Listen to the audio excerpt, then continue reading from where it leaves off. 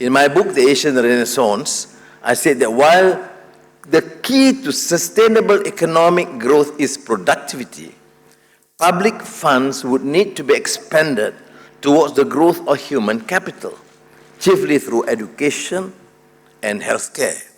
Additionally, poverty eradication and the creation of humane living and working conditions must remain paramount.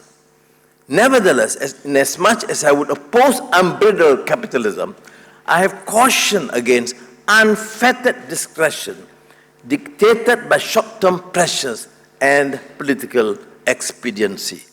In this regard, rather than playing to the gallery of populist demand, responsible governance warrants that we must sometimes take the bulls by the horns. So we had this subsidy rationalization.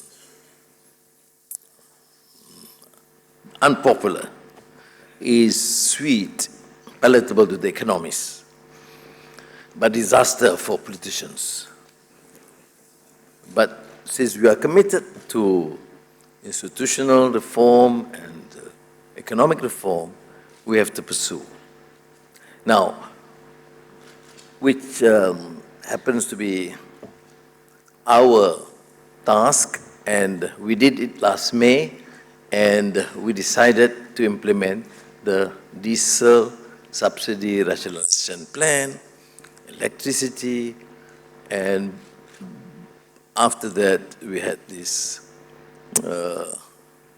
assistance or withdrawing the special assistance for the chicken subsidy program.